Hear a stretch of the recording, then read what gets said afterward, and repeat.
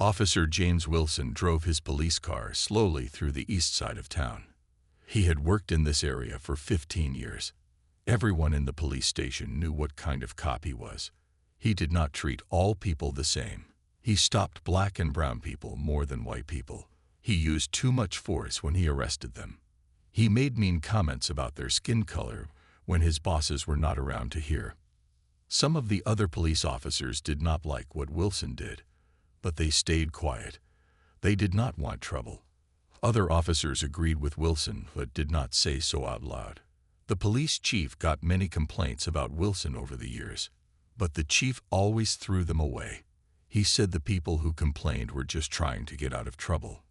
Wilson thought no one could touch him or make him stop. Wilson grew up in a small town where he rarely saw people who did not look like him.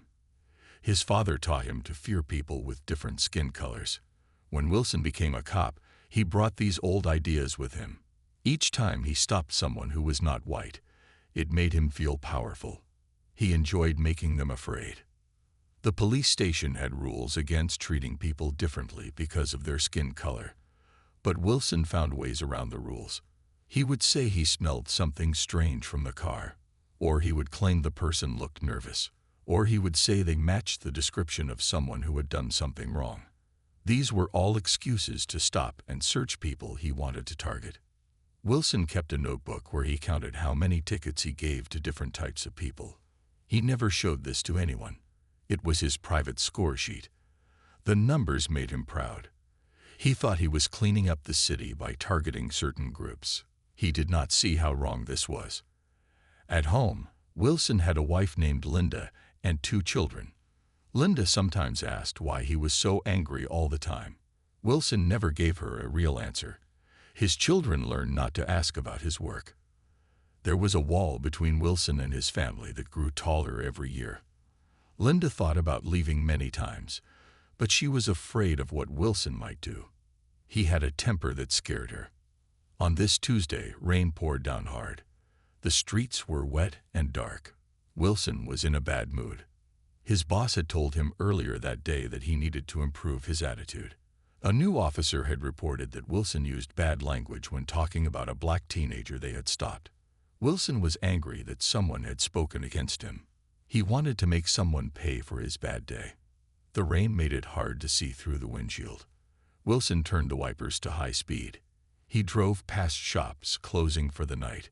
He drove past people hurrying home with umbrellas. He was looking for someone to stop, someone who would feel the weight of his badge and gun, someone who would know that Officer James Wilson was in charge. Through the rain, Wilson saw a black car with a broken taillight. He smiled. This was what he had been waiting for. He turned on his police lights and watched as the black car pulled over to the side of the road. Wilson did not know it then, but this traffic stop would change his life forever. He did not know that the man in the black car was not just another person he could push around. He did not know that his actions tonight would start a chain of events that would bring everything crashing down. Dr. Marcus Johnson was tired after a long day at the hospital. He had worked for 12 hours straight. 2 emergency surgeries, 4 patient consultations, 1 very sad talk with a family whose loved one did not make it. Being a heart surgeon was hard work. But Marcus loved helping people. He had wanted to be a doctor since he was 8 years old. Now at 42, he was one of the best surgeons in the city. Marcus drove his black sedan through the rainy streets. He was heading to the hospital again. A patient needed emergency surgery. The hospital had called him 30 minutes ago. A man had a blocked artery in his heart. If Marcus did not operate soon, the man might die. Marcus knew every minute counted. The rain made it hard to see. Marcus drove carefully. He did not notice that one of his taillights was broken. He was thinking about the surgery ahead. He was planning each step in his mind. He almost did not see the police lights flashing behind him. When he noticed them, he pulled over right away. He was not worried. He had done nothing wrong. He would explain to the officer that he was a doctor rushing to save a life. Marcus watched in his mirror as the police officer got out of his car. The officer moved with a stiff, angry walk. Marcus had seen that walk before. His father had warned him about officers like this. Keep your hands where they can see them, his father always said. Be polite, no matter what they say to you. Do not argue. Do not make sudden moves. These rules had kept Marcus safe during other police stops over the years. Officer Wilson approached the car with his hand resting on his gun. He shined his bright flashlight directly into Marcus' eyes. The light was blinding. Marcus could not see the officer's face, but he could hear the meanness in his voice. Give me your license and registration, Wilson demanded. His voice was hard. He did not say please or thank you. He did not explain why he had stopped Marcus. Marcus spoke calmly. Good evening, officer. My license is in my wallet.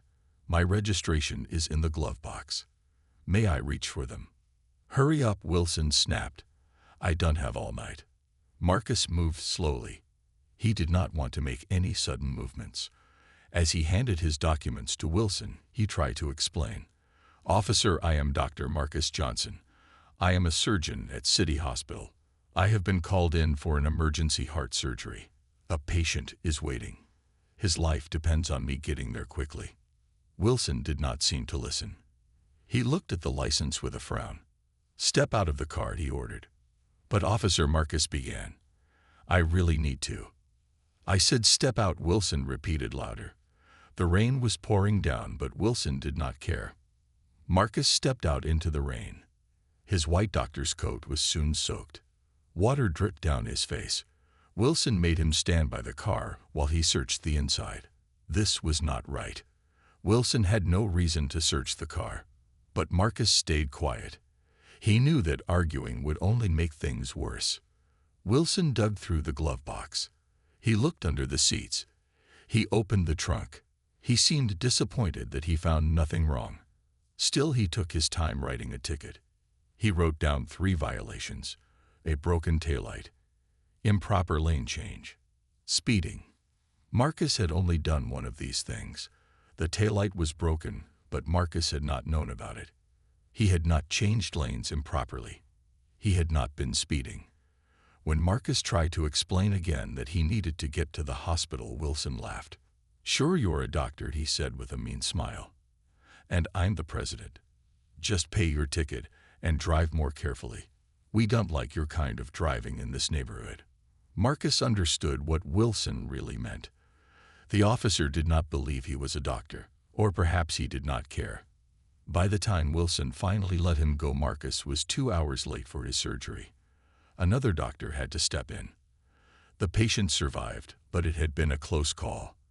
As Marcus drove to the hospital, he gripped the steering wheel tightly. He was angry. He was hurt.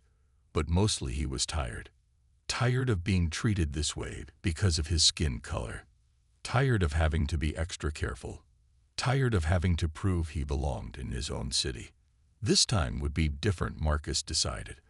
This time he would not just accept what had happened. This time he would do something about Officer Wilson. The next morning, Marcus sat in his car in the parking lot of the police station. He had not slept well. The memory of standing in the rain while Officer Wilson searched his car kept playing in his mind. Marcus had installed a small camera on his dashboard 6 months ago. His brother had suggested it after Marcus told him about another bad experience with police. The camera had recorded everything from the night before. Marcus had watched the video 3 times. It clearly showed how unfair Officer Wilson had been. Marcus took a deep breath and walked into the police station. The front desk officer looked surprised to see a black man in an expensive suit walking in so confidently. Marcus asked to file a complaint against an officer. The desk officer tried to discourage him. These things rarely go anywhere, the officer said. Are you sure you want to bother? Yes, I am sure, Marcus replied. He would not be turned away. A sergeant named Rivera took Marcus to a small room to fill out forms. Marcus wrote down everything that had happened. The unfair stop, the unnecessary search, the fake violations, the way Wilson had spoken to him. Marcus also mentioned that he had video evidence. Sergeant Rivera seemed uncomfortable when Marcus mentioned the video. Most complaints were just one person's word against an officer's. Video made things more serious. I will make sure the captain sees this, Sergeant Rivera promised. But Marcus was not sure if he believed him. He had heard stories of complaints being thrown away or lost. After leaving the police station, Marcus drove to the hospital. He had 3 surgeries scheduled that day. He tried to focus on his work. His first patient was a woman named Eleanor Simmons. She was a city council member. Marcus had saved her husband's life last year during an emergency surgery. Eleanor liked to talk during her checkups. She asked about Marcus' family. She told him about city politics. She was one of his favorite patients. Today, Eleanor noticed that Marcus seemed distracted. She asked what was wrong. At first, Marcus gave a polite answer. "Just tired," he said. But Eleanor kept asking. Finally, Marcus told her about what had happened with Officer Wilson. He described the unfair treatment. He mentioned filing a complaint that morning. He did not expect what happened next. Eleanor was furious. Her face turned red as Marcus told his story. "This is exactly the kind of thing I have been fighting against," she said. "The police in this city think they can treat people however they want, especially people of color. I am going to do something about this." Marcus tried to calm her down. "It was just one bad officer," he said. But Eleanor shook her head. "This is not just about one officer," she said. "This is about a system that lets bad officers keep their jobs. A system that ignores complaints from people like you. A system that needs to change." Eleanor asked if she could have a copy of the dashboard camera video. Marcus hesitated. He had not planned to get other people involved. He just wanted to file his complaint and move on. But the look on Eleanor's face told him she would not let this go. And maybe she was right. Maybe this was bigger than just him and Officer Wilson. Marcus sent the video to Eleanor that evening. The next day, she called him. She had requested Officer Wilson's body camera footage through her position on the city council. What she found made her even more angry. Wilson's camera showed the same bad behavior as Marcus' dashboard cam, but there was more. The body camera had recorded Wilson talking to another officer after letting Marcus go. The things Wilson said about Marcus and people who looked like him were horrible, full of hate and ugly words. Eleanor did not stop there. She asked for records of all complaints against Wilson. There were many, 23 formal complaints in 15 years, all from black or brown people, all dismissed or ignored. The pattern was clear. Wilson targeted people based on their skin color. He treated them badly. He made up reasons to stop them. And the police department had done nothing about it. By the end of the week, Eleanor had built a strong case against Wilson. She took this information to the mayor. She told him that if action was not taken, she would go public with everything she had found. The mayor was worried. He was running for re-election soon. A police racism scandal would hurt his chances. He ordered a full investigation into Wilson's conduct. Marcus was surprised at how quickly things were moving. He had only wanted to file a complaint. Now there was an official investigation. The police chief was not happy. He had protected Wilson for years. Now he was being forced to look into one of his officers. And it was all because Marcus had decided to speak up. Because he had evidence. And because he knew someone with power. Marcus wondered how many other people had filed complaints without these advantages. How many had been ignored because they did not have a video or know a city council member. The investigation into Officer Wilson began quietly. The police department did not want media attention. 2 officers from Internal Affairs were assigned to look at Wilson's record. They were supposed to check his arrest patterns. They were told to review his traffic stops. They were asked to look at his use of force history.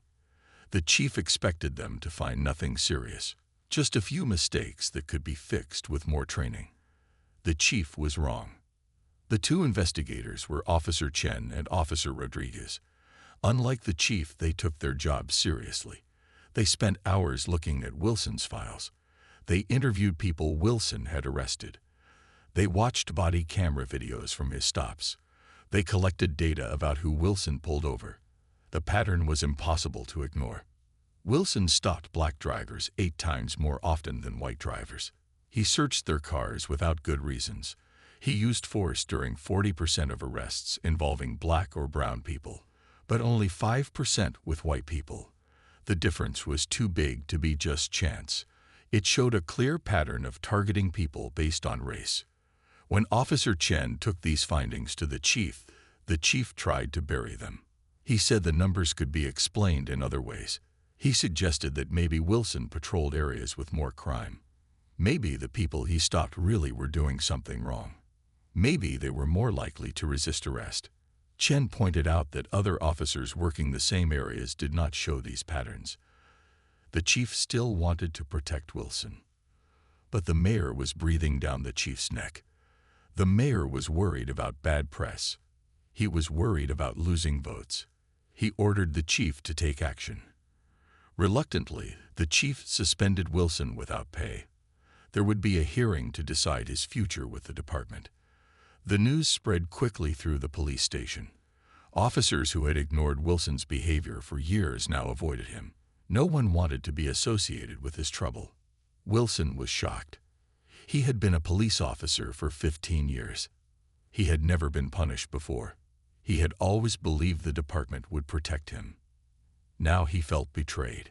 He did not understand why he was being singled out. In his mind, he had done nothing wrong. He had just been doing his job the way he always had. The way many other officers did too. Wilson called other officers for support. Most did not answer his calls. The few who did were cold and brief. They had families to feed. They had careers to protect. They could not risk being linked to Wilson now. At home things were not better. Linda Wilson's wife had been unhappy for years. Their marriage had been in trouble long before this suspension. Now it was falling apart completely. Linda was embarrassed. Their neighbors knew about the suspension. Their children's friends talked about it at school. Linda could not go to the grocery store without feeling people staring at her. She blamed Wilson for bringing this shame on their family. The arguments grew worse each day. Wilson shouted. Linda cried. The children hid in their rooms. 2 weeks after his suspension, Linda told Wilson she wanted a divorce. She would take the children to her sister's house. She did not want to be married to him anymore. Wilson begged her to stay. He promised he would change. He said things would get better after the hearing. He believed he would be back at work soon. The department needed him. They could not run him out after so many years of service. Linda did not believe him. She had heard his promises before. She packed bags for herself and the children. They were gone the next morning. Alone in his house, Wilson grew angry. He blamed everyone but himself. He blamed Marcus for filing the complaint. He blamed Eleanor for pressuring the mayor. He blamed the chief for not protecting him. He blamed his fellow officers for abandoning him. He did not blame himself for the way he had treated people. He did not see how his actions had led to this point. Every day, Wilson checked his mailbox hoping for a letter from the department. Something saying this had all been a mistake. Something offering him his job back. But the only mail he received was bills. His bank account was getting smaller. Without his paycheck, he could not afford his mortgage for long. He started drinking more. Beer for breakfast. Whiskey for dinner. The house grew messy. Dishes piled in the sink. Trash overflowed. Wilson stopped shaving. He stopped changing his clothes. He was falling apart just like his life. The day of the disciplinary hearing arrived. The police department had rented a large conference room at City Hall. They wanted the hearing away from the police station. Too many reporters were hanging around there now. The story had leaked to the media. Officer accused of racial profiling, the headline said. The articles mentioned Marcus Johnson by name. They called him a respected heart surgeon. They described how Wilson had treated him. They talked about the dashboard camera video. Marcus had not wanted this attention. He was a private person. He did not like seeing his name in the newspapers. His hospital phone rang constantly with reporters wanting interviews. His email inbox was full. Some messages supported him. Others contained ugly threats. People he had never met had strong opinions about him now. The hospital administrators were nervous about the publicity. They called Marcus to a meeting. They said they supported him. But they also reminded him that the hospital needed to stay neutral. They suggested that he take a few days off. Let the media find a new story. Marcus understood what they were really saying. They wanted him to be quiet. They wanted this to go away. They worried about donors and funding. They worried about their image. Marcus refused to back down. He had done nothing wrong. He would attend the hearing as scheduled. He would tell the truth about what had happened. He would let the system work. He still believed in justice even after everything. The hearing room was crowded. Marcus sat at one table with his lawyer. Wilson sat at another with his. City officials filled the first row. Reporters took notes in the back. 3 senior officers from other districts served as judges. They would hear the evidence and decide Wilson's fate. The evidence was strong. Officer Chen presented the data about Wilson's stops and arrests. The huge racial differences could not be explained away. Officer Rodriguez showed body camera footage from multiple incidents. Wilson using excessive force. Wilson making racist comments. Wilson violating department policies again and again. When it was Marcus' turn to speak, he stood tall in his best suit. He spoke clearly and calmly. He described what Wilson had done to him. How Wilson had made him stand in the rain. How Wilson had searched his car without reason. How Wilson had written him fake tickets. How Wilson had made him late for an emergency surgery. Marcus did not raise his voice. He did not show anger. He just told the truth. Other people testified too. Men and women Wilson had stopped over the years. People who had filed complaints that were ignored. Their stories were similar to Marcus. Different details, but the same pattern of unfair treatment. The same disrespect. The same abuse of power. Wilson watched with a red face. He whispered angrily to his lawyer. He shook his head at the testimony. When it was his turn to speak, he did not help himself. He was defensive. He made excuses. He accused everyone of lying. He said the department was sacrificing him to look good. He said he was just doing his job. The judges' faces showed they did not believe him. The union lawyer tried his best, but there was too much evidence, too many witnesses, too many videos, too many statistics showing the pattern. Even the union had limits to what it would defend. The lawyer knew they would lose this case. The best he could hope for was to save Wilson's pension. The hearing lasted all day. By the end, Wilson was sweating through his shirt. Marcus was tired but calm. He had done what he came to do. He had spoken his truth. Now it was up to the judges to decide. 3 days later, the decision came down. Wilson was fired from the police force. His pension was reduced but not eliminated. The judges said his pattern of behavior had violated oath of office. They said he had broken public trust. They said the evidence was overwhelming. The police chief made a public statement. He said the department had zero tolerance for racial profiling. He promised more training for officers. He talked about building community trust. He did not mention that he had ignored complaints about Wilson for years. He did not talk about his own role in allowing this behavior to continue. He acted like the system had worked, like justice had been done. Marcus knew better. If he had not had a dashboard camera, if he had not known a city council member, if he had not been a respected doctor, the outcome would have been very different. The system had worked this time because he had advantages many others did not have, because the evidence was too strong to ignore, because the media was watching. These were not things most victims of police misconduct could count on. The media moved on. The reporters found new stories to tell. The protesters who had gathered outside the police station went home. The police chief hung a new poster about diversity in the briefing room. Officers attended a one-day training on bias. The mayor made speeches about progress and healing. Life went back to normal for most people, but not for James Wilson. Wilson could not find a new job. He had been a police officer his whole adult life. He had no other skills, no other training, and now he had been fired for racial profiling. No police department would hire him. Security companies turned him away. His name and face had been in the news. No one wanted to take a chance on him. His savings were running out. He could not afford his mortgage payments. The bank sent warning letters. Then foreclosure notices. Wilson ignored them all. He kept drinking. He stopped answering his phone. He let his beard grow wild. His neighbors avoided him. They crossed the street when they saw him coming. They stopped inviting him to backyard barbecues. They whispered about him being that racist cop from the news. Linda filed for divorce. Her lawyer sent papers for Wilson to sign. She wanted the house. She wanted full custody of the children. She wanted half of his reduced pension. Wilson signed without reading the details. He did not have the energy to fight. He did not have money for his own lawyer. He had lost everything that mattered to him. His job, his family, his reputation, his future. Wilson had to move out of his house. The bank took it back. He found a small shabby apartment on the west side of town. The rent was cheap. The building was old. The neighbors were noisy. But it was all he could afford now. He packed his belongings into cardboard boxes.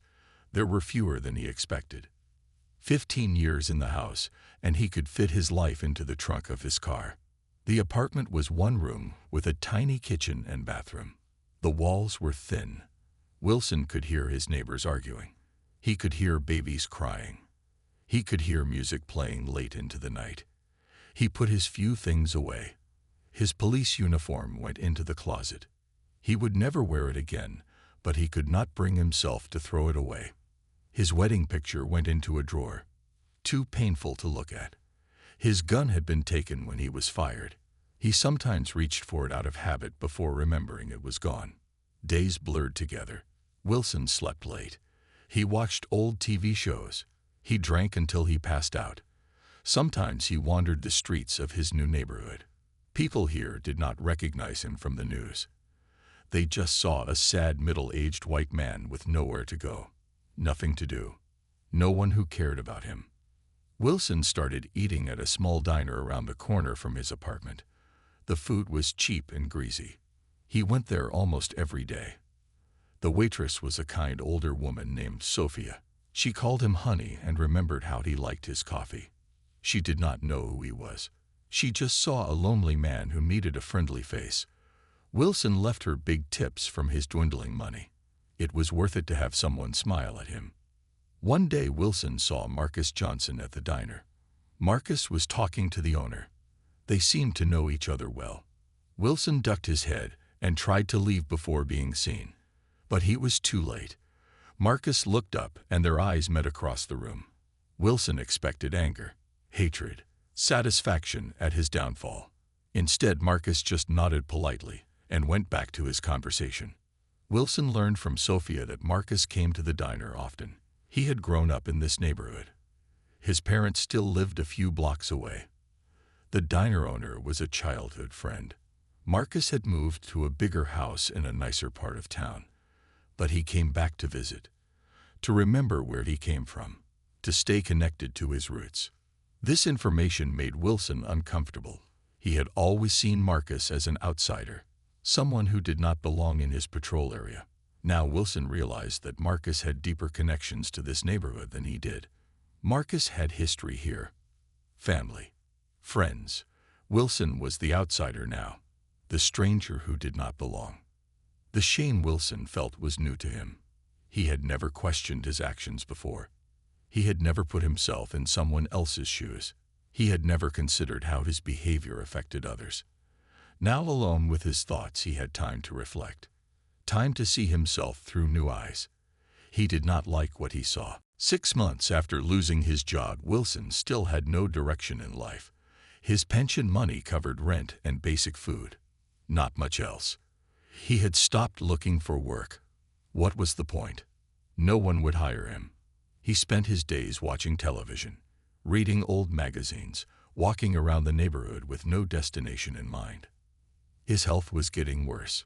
He had gained weight from the diner food and lack of exercise. He had trouble sleeping. His chest hurt sometimes. He ignored these signs. He had no health insurance anymore. He could not afford a doctor visit. He took pain pills and told himself he was fine. One evening, Wilson was sitting in his apartment watching the news. His chest pain came back stronger than before, a tight, squeezing feeling. His left arm felt strange, numb and tingly. Sweat broke out on his forehead despite the cool room. Wilson recognized these symptoms. He had seen heart attacks before as a police officer. He had called ambulances for people with these exact complaints.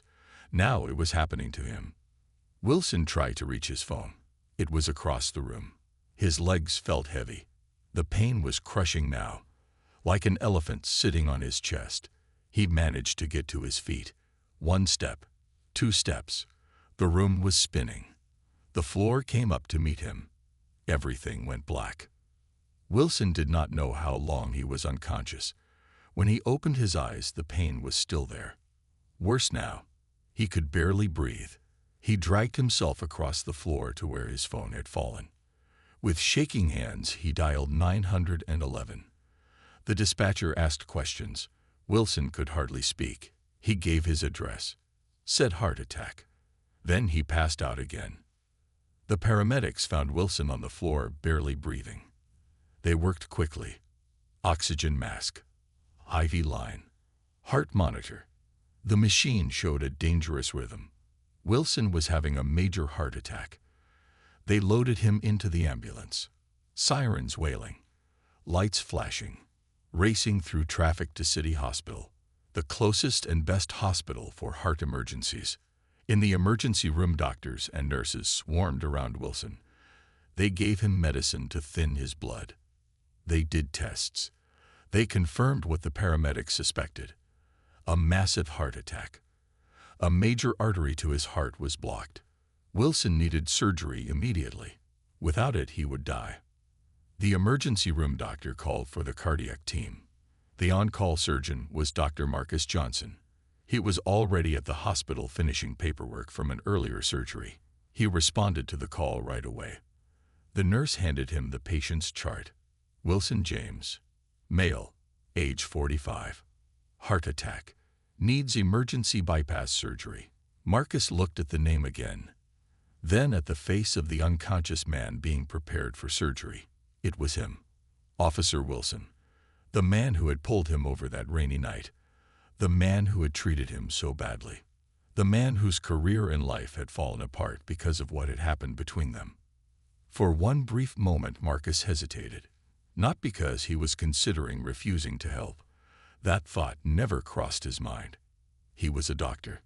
He had taken an oath to help all patients regardless of who they were. But he was also human. The memory of that night came flooding back. The rain, the humiliation, the fake tickets, the missed surgery. His hesitation lasted only seconds. Then his training took over. His calling as a healer, his duty to this patient who needed him. The surgical team prepared Wilson for emergency bypass surgery. Marcus worked with focused precision. The operating room was quiet except for the beeping monitors and Marcus giving instructions to his team. They worked for 4 hours. The damage to Wilson's heart was severe. Several times during the surgery, his heart rhythm became dangerous. Once his heart stopped completely. Marcus and his team brought him back. They worked tirelessly to repair the damage, to save his life. By the time they finished, Marcus was exhausted. His scrubs were soaked with sweat. But the surgery had been successful. Wilson's damaged artery had been bypassed. Blood was flowing to his heart again. He would need time to recover.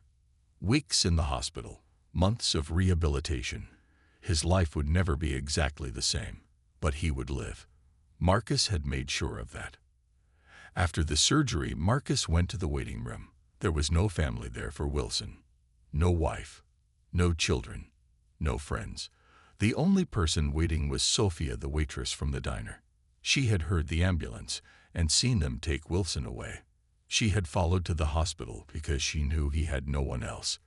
Marcus talked to her briefly, explained the surgery, said Wilson would recover with time and care. Sophia thanked him with tears in her eyes. She promised to visit Wilson when he was allowed to have visitors. Marcus was touched by her kindness to a man she barely knew. That night, Marcus drove home thinking about Wilson, about how their lives had become strangely connected, about how he had just saved the life of a man who had wronged him. He did not regret his actions. He had done his job as a doctor, as a human being. He had risen above the past and done what was right. But he wondered what would happen when Wilson woke up. When Wilson realized who had saved his life, Wilson floated in and out of consciousness for days. Sometimes he heard voices but could not understand the words. Sometimes he felt pain but could not cry out. Sometimes he saw faces leaning over him but could not focus his eyes. Time had no meaning in this strange state. He did not know if hours or days or weeks had passed. Gradually, Wilson became more aware. The fog in his mind began to clear. He could feel tubes in his arms, a mask over his face, machines beeping nearby. He realized he was in a hospital. Memories came back in pieces. The chest pain, the call to 911, the ambulance. After that, nothing but fragments of dreams and moments of pain. A nurse noticed that Wilson was awake. She smiled and checked his vital signs. She adjusted his medication. She told him he had had a heart attack, a very serious one. He had undergone emergency bypass surgery. He was lucky to be alive. The surgeon was very skilled, one of the best in the country. Wilson tried to ask questions, but his throat was too dry. The nurse gave him small ice chips to suck. She told him the doctor would be in soon to explain everything. Wilson dozed off again. When he woke, a doctor was checking his chart. The doctor wore a white coat with a name tag. Wilson blinked to clear his vision. He tried to read the name. Dr. Marcus Johnson. The name was familiar. Where had he heard it before? Wilson was still confused from the medication. His mind worked slowly. Then the doctor turned, and Wilson saw his face. Recognition hit him like a physical blow. This was him. The man he had pulled over that rainy night. The man who had filed the complaint. The man who had started the chain of events that destroy. Wilson floated in and out of consciousness for days. Sometimes he heard voices, but could not understand the words. Sometimes he felt pain but could not cry out. Sometimes he saw faces leaning over him, but could not focus his eyes. Time had no meaning in this strange state. He did not know if hours or days or weeks had passed. Gradually, Wilson became more aware. The fog in his mind began to clear. He could feel tubes in his arms, a mask over his face, machines beeping nearby. He realized he was in a hospital. Memories came back in pieces. The chest pain, the call to 911, the ambulance. After that, nothing but fragments of dreams and moments of pain. A nurse noticed that Wilson was awake. She smiled and checked his vital signs. She adjusted his medication. She told him he had had a heart attack, a very serious one. He had undergone emergency bypass surgery. He was lucky to be alive. The surgeon was very skilled, one of the best in the country. Wilson tried to ask questions, but his throat was too dry. The nurse gave him small ice chips to suck. She told him the doctor would be in soon to explain everything. Wilson dozed off again. When he woke, a doctor was checking his chart. The doctor wore a white coat with a name tag. Wilson blinked to clear his vision. He tried to read the name. Dr. Marcus Johnson. The name was familiar. Where had he heard it before? Wilson was still confused from the medication. His mind worked slowly. Then the doctor turned, and Wilson saw his face. Recognition hit him like a physical blow. This was him.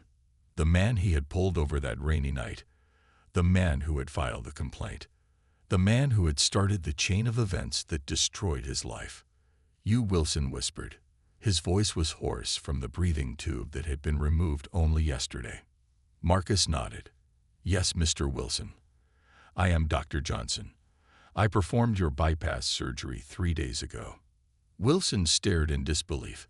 His mind was racing despite the medication. This man had saved his life. Why?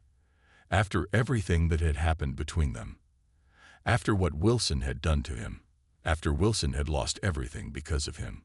Or because of himself. Wilson was no longer sure who was really to blame. "Why, Marcus? Why did you do it? Why did you save me?" Wilson asked. He had to know. Marcus checked the monitors beside Wilson's bed. He adjusted the oxygen flow. His movements were calm and professional. "You had a blocked artery in your heart. You needed surgery. I was the surgeon on call. That is why." "But you knew who I was," Wilson insisted. "You could have let someone else do it." Marcus looked directly at Wilson now. "No, I could not. I am a doctor. You were my patient. That is all that mattered in that moment." Wilson turned his face away. He could not bear to look at Marcus. The shame was too great, the debt too impossible to repay. Marcus had every reason to hate him, to want him to suffer. Instead, Marcus had saved his life, had worked for hours to repair his damaged heart, had treated him with the same care he would give any patient. "Sophia from the diner has been asking about you," Marcus said, changing the subject. "She has visited every day. She brings flowers, talks to you even when you were unconscious. She seems to care about you a great deal." Wilson was surprised. He and Sophia had only shared brief conversations over coffee and meals. He had not realized she considered him a friend. He had not realized anyone would care if he lived or died. "Thank you," Wilson said finally. The words felt small compared to what he owed Marcus, but they were all he had to offer. "You need to rest now," Marcus said. "Your body has been through a major trauma. The healing process will take time. I will check on you again tomorrow." As Marcus turned to leave, Wilson called out to him, "Wait, please. There is something I need to say." Marcus paused at the door. Wilson struggled to find the right words. "I was wrong," he said at last. "What I did to you, what I did to a lot of people, it was wrong. I see that now." Marcus nodded once. "That is a beginning," he said. Then he was gone, leaving Wilson alone with thoughts that would not let him rest. Recovery was not easy for Wilson. His body was weak, his heart damaged. Every day was a struggle.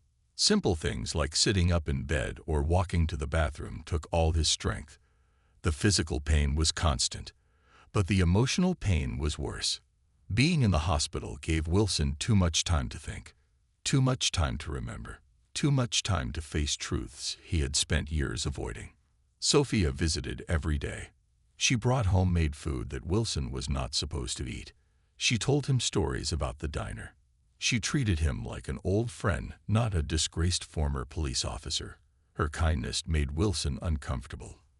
He did not feel he deserved it. Dr. Marcus Johnson checked on Wilson regularly. Their conversations were brief and professional. Marcus asked about pain levels. He explained medications. He discussed recovery timelines. He never mentioned their history. He never brought up the traffic stop or the complaint or the hearing. But the unspoken past hung in the air between them. After 2 weeks in the hospital, Wilson was strong enough to start cardiac rehabilitation. A therapist helped him walk slowly around the ward. Each day he went a little farther. Each day his heart grew a little stronger. The therapist pushed Wilson to work hard, to not give up, to believe recovery was possible. Wilson had visitors besides Sophia. 2 former police officers came by. They had been rookies when Wilson was at the height of his career. They had looked up to him once. Now they were uncomfortable around him. Their visit was short. They did not come again. The hospital social worker met with Wilson to discuss his discharge plan. Where would he go? Who would help him during his recovery? Wilson had no answers. His apartment was a 4th-floor walk-up. No elevator. He could not climb the stairs in his condition. He had no family willing to take him in.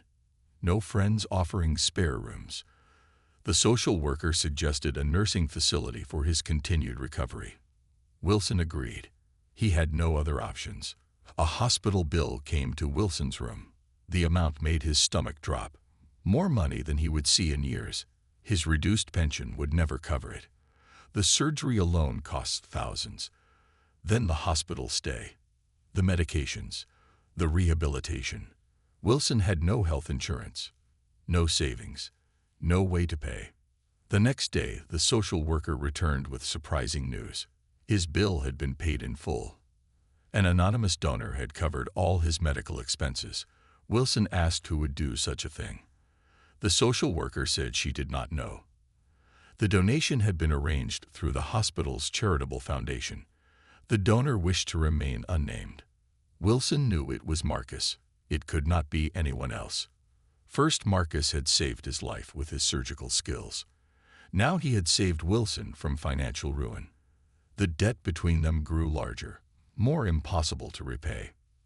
The day before his transfer to the nursing facility, Wilson asked the nurse to call Dr. Johnson to his room. He needed to speak with Marcus one more time. He had questions only Marcus could answer. Marcus arrived that evening after his last surgery. He still wore his surgical cap. He looked tired. Wilson imagined he had been saving other lives all day, lives more worthy of saving than his own. "I know you paid my bill," Wilson said without preamble. "I want to know why." Marcus did not deny it. He did not pretend not to understand. He pulled a chair up to Wilson's bed and sat down. It was the first time he had sat during one of their conversations. It made the moment feel different, less like doctor and patient, more like two men trying to understand each other. "When I was 8 years old, my father was pulled over by a police officer," Marcus began. "It was a traffic stop like the one between you and me. The officer was like you. My father was treated badly because of his skin color. I watched it happen. I was scared. I thought my father might be hurt or killed. That night I decided I wanted to be a doctor. I wanted to help people. All people. No matter who they were. No matter what they looked like. No matter what they had done." Wilson listened without interrupting. Marcus continued. "When I saw your name on my surgical schedule, I had a choice to make. I could step aside and let another surgeon take over. No one would have blamed me. Or I could be the doctor I had always wanted to be, the one who helps everyone, even those who have done wrong, even those who have hurt me personally." "But the bill," Wilson said. "That was not your duty as a doctor.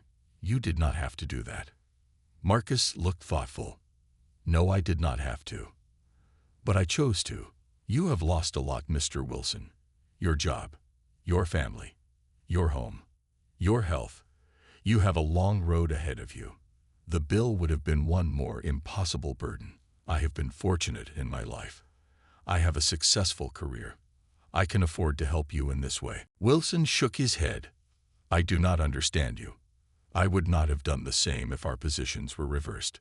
Marcus stood up. "That is why our positions were not reversed, Mr. Wilson. Why you were the officer who made that traffic stop, and I was the surgeon who performed your operation.